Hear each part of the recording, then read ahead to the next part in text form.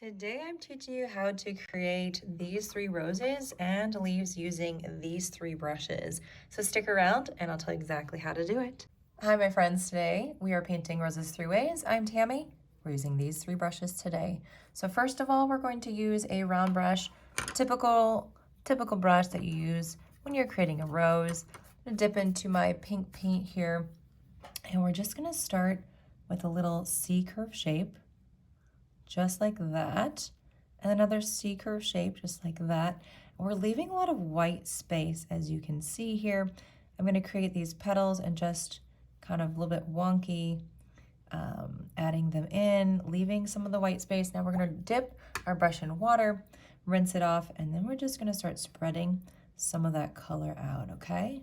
We want to create these really beautiful billowy roses here, and we're doing it in the way that's, at least in my head, more traditional, using this round brush. And again, taking our clean brush and just spreading out that paint, using it to create more petals over here. Really light. We can always go back and darken up some of the spaces, but for now, this is good. And just gonna create really simple petals. Okay, and so then I'm gonna dip into my saturated paint and just using this technique that's called wet on wet, just gonna dab in a little bit of extra color for where there might be some shadowy parts. Now I'm just gonna take this lovely turquoise color and I am going to create some pretty leaves here. So a C curve shape, going to rinse my brush, squeegee on the side, and then another C curve shape, fill in that center point, another one right here, a little bit more color, and fill that in. I'm gonna dip my brush in water just to rinse it a little bit.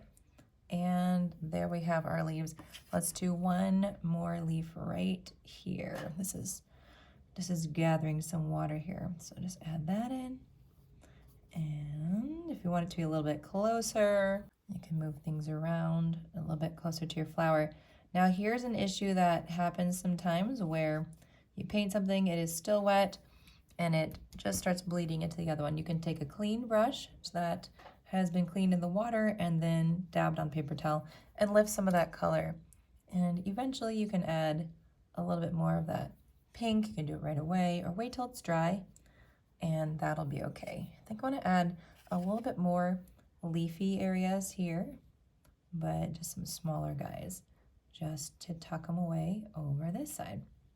All right, so that's our first simple rose. Let's go ahead and do our next one.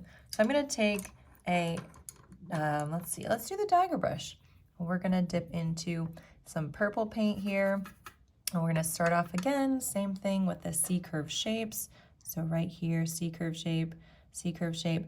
And the great thing about this brush is that if you twist it and turn it, you have all kinds of lovely angles that show up here for your rose. And I'm gonna dip into water, rinse my brush, and start spreading out some of this color.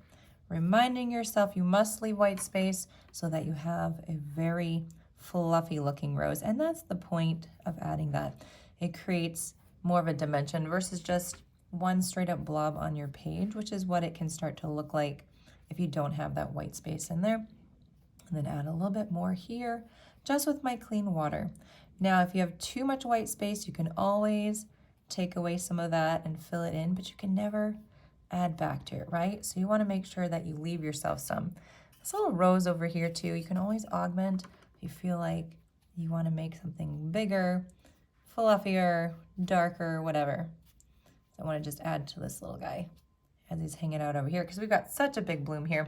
Then I'm going to take my green paint. This is a nice kind of sappy green color. I'm just going to add in some roses on this, some petals on this side, C-curve shape, and a little bit of a mark right there. I'm just going really fast with this. Now you can go slower and create a nice point as well if you want. Totally up to you. These are going to be going off the page, and that's okay. All right, so we have just a few little marks going on there, and then I think I'll do another another leaf right here. Just a nice big one, because our rose is pretty large. Add a little point if you want to. Okay, I can never just do one. There we go. My intention was one, and we got two. All right, so the last one, and this is a quick exercise. As you can see, you can do it pretty fast. We're gonna take this flat wash brush, and I'm gonna just take this reddish brown color, just kind of darken up what I have already on the palette, and maybe a little bit extra red on there. And so we're gonna do the same thing, see curved shapes here. Just, it's gonna be a little bit different because we're gonna have more of those angular brush strokes on this rose. So this is a whole nother look, not so much that traditional rose that we're used to. You can make more rounded strokes if you want to. Let's just see how that looks when we take some fresh water. And we start to kind of blend all this out and see what we come up with at the end of this.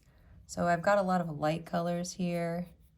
If you were to add in some more color, you could see this a little bit better.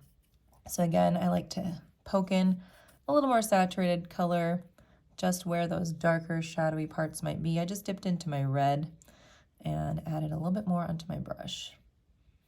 And then we can clean our brush and just blend, blend, blend. So we'll add a little bit of leaves over here. I'm gonna do blue because why not? You can do blue leaves, you can do whatever you want to. So we're just doing a little stem and then a little leaf shape here.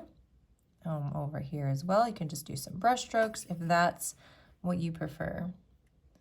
And you can even do some squarish ones if you want.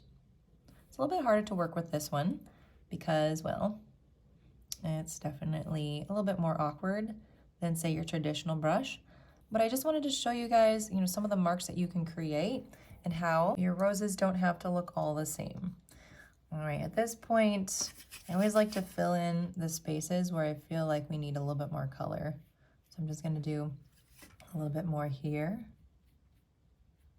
adding in a little bit more of that green color here. And we're going to also do a little bit more with this look because I wanna do some line details once these are all dried up. I think that'll look really pretty as well to have some lines. You don't have to do that, but it's just fun to have that. It's a fun look to make. So let's let this dry and we'll be right back. And I'm gonna start by just doing a little bit more shadow areas for some of these flowers. Pay attention to the middle part because the flower is so tightly wound together. You're gonna have a little bit more of that darker saturated color. And so I'm just gonna blend out some of this paint that I put down. It's a bit darker paint than we had, just to create a little bit more definition, some shadow parts and that kind of stuff. I also want to do a little bit with this one. As you can see, I'm just doing the edges kind of right here where that petal is connecting down to the base of the flower. And then I take my brush, blend it out. Really, really fun. And we have that going on. And then finally this guy here, it's a little bit more of a reddish tone. I'm just gonna take this orangey red I have just to brighten this up a little bit. You don't have to use the same red that you initially used if you don't want to. As you've probably noticed from my videos, I always say you can do what you want, create that space, allow yourself to enjoy the process. So at this point of the video, guys, if you are enjoying this while we're doing our line details, definitely like this video if you don't mind. Hit the notification button, subscribe, and then get that bell to notify you when I have tutorials that come on in the future. All of those things really do help out my channel, and I appreciate the feedback so much. Also, leave me a comment letting me know which strategy for roses you prefer. Now, are they all kind of looking about the same at this point? Yeah. Now, you could make this and keep this more angular, but I just wanted to show you guys using those brushes and what that kind of looks like. And I think for me, because you can make them all look pretty much that same traditional rose, for me it's the feel of the brush and which one is going to give you the most stability when you are creating these roses? Which one is going to feel the best in your hand that you can move it around and get those soft, fuzzy, fluffy petals that you're going for? Because not every brush is going to work in the same way, obviously. And you're going to feel more comfortable with some and not others. So for me, I think that's one of the biggest differences when I'm using these different ones. You just have to hold it differently, and the marks are made just a little bit differently. So guys, I also want to let you know that, I really appreciate your support on this channel, and I'm also teaching watercolor on Patreon. So if you are interested in accessing more bonus content like live stream access, full-length tutorials exclusive to Patreon, not seen anywhere else, and even in the other tiers, you can have art prints, digital art files, depending on the tier that you choose, but as low as $2.50 a month. It also helps me out, supports me as an artist. If you're interested in that, click on the link in the description of this video just to check it out. Thank you guys for considering, but I also appreciate so much that you're here today and that you're painting with me. So this is about the end of our painting. Again, let me know in comments what you thought, any ideas for future videos, and I'll see you guys on the next tutorial. Take care.